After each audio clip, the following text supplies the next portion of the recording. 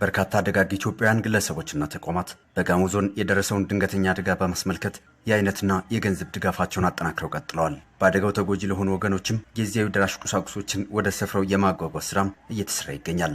የሰላም ሚኒስቴርም ለዚሁ ዓላማ የሚውል የ3 ሚሊዮን ብር ድጋፍ ለጋሞ ዞን አስተዳደር አስረክቧል። የደረሰው አደጋ እጅግ አሳዛኝና ቅጽበታዊ ነው ሲሉ የሰላም ሚኒስተሩ አቶ መሐመድ እድሪስ ገልጸዋል።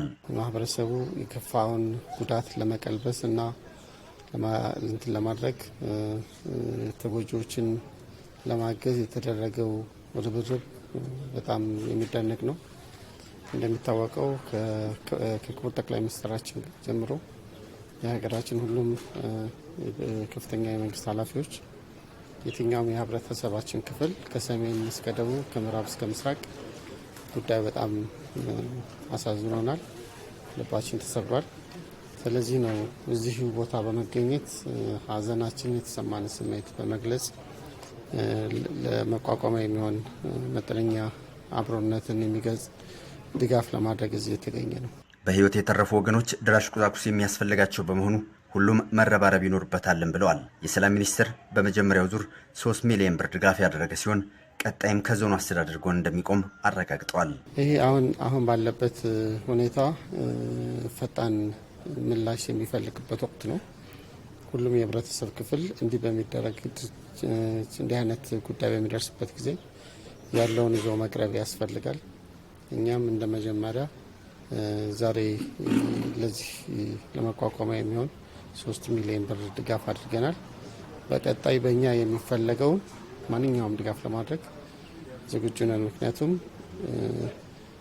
አሁን የጉዳት የደረሰባቸው ከህይወት ማለት ያለፉ ወገኖቻችን እንደገና ደግሞ ከኋላ እነሱን በማጣት ማህበራዊ፣ ስነ ልቦናዊ፣ ሁለንተናዊ ስብራት የሚደርስባቸው ደግሞ ቤተሰቦቻቸው አሉ። እነዚህም ማቋቋም ቅድሚያ የሚሰጠው ጉዳይ ነው። በዚህ ጉዳይ ላይ በሚሰሩ ስራዎች፣ በሚደረጉ ድጋፎች ሰላም ሚኒስቴር ከጎናቸው እንደሆነም ገልጸናል። የደቡብ ኦሞ ዞን አስተዳደርም በደረሰው አደጋ ለተጎዱ ወገኖች የአይነት ድጋፍ አበርክቷል። ዞኑ ከ6 ወረዳዎች መዋጮ በመሰብሰብ የደራሽ ቁሳቁሶች ይዘው መምጣታቸውን የዞኑ ምክትል ዋና አስተዳዳሪ ታደለ ጋሮ ጠቅሰዋል። በወረዳ ደረጃ በከንቲባዎች ደረጃ ያለው ማህበረሰብ አስተባብረን ወደ ግማሽ ሚሊዮን የሚሆን ገንዘብ አሰባሰብን ነው ወደዚህ ይዘን የመጣ ነው። እንግዲህ ለነዚህ ማህበረሰቦቻችን የሚያስፈልጋቸው አሁን ጊዜያዊ የሆነ መጠለያ የሚያስፈልጋቸው ሸራዎችን ይዘናል። መኝታ የሚሆን ፍራሽና ጅባዎችን ይዘናል። ደግሞ ለቀለባቸው የሚሆን ዱቄት፣ ዘይት እና ሌሎች ማብሰያዎችንም ይዘናልና እንግዲህ ይሄ በአጭር ጊዜ ውስጥ ራሳቸውን እንዲችሉ እንዲቋቋሙ ለማድረግ ነው።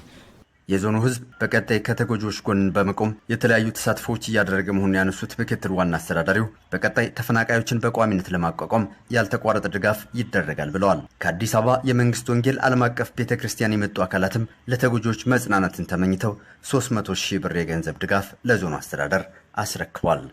በእውነት እናዝናለን፣ በጣም እናዝናለን። ሆኖም ግን የዚች ምድር የመጨረሻ ሁኔታ ስላልሆነ እግዚአብሔር በዚህ ሁሉ አዋቂና እግዚአብሔር በዚህ ሁሉ ጻድቅ ስለሆነ እግዚአብሔርን እያመሰገንን እናንተን ለማጽናናት በዚህ ተገኝተናል።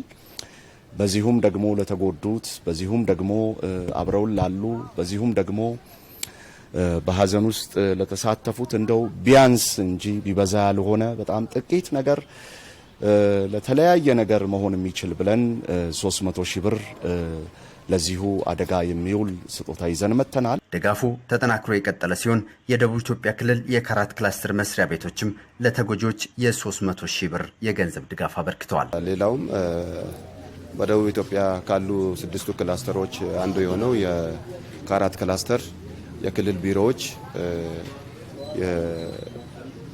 የብሔረሰቦች ምክር ቤትን ጨምሮ ቢሮዎቹ ለጋሞ ዞን በተለይም በደጋማ አካባቢ ለተጎዳው ዛሬም ድጋፍ አምጥተዋል። እነሱንም በአስተዳደሩ ስም እጅግ አመሰግናለሁ። ይህ ድጋፍ ያው በቂ አይደለም። ከደረሰብን አደጋ አንጻር፣ ቀጣይ ከምናስበው ስራ አንጻር እጅግ ውስን ነው። ስለዚህ በሀገር ውስጥም ከሀገር ውጭ ያሉ ሊረዱ የሚፈልጉ በዚህ አብሮ መቆም የሚፈልጉ አካላት በከፈትነው አደጋ ስጋት አካውንት እንዲሁም በውጭ ሀገር ላሉ ደግሞ የዶላር አካውንትም የከፈትን ስለሆነ በዚህ ላይ በንቃት እንዲሳተፉ ለወገኖቻችን እንዲደርሱ በዚህ ጥሪ ያቀርባል።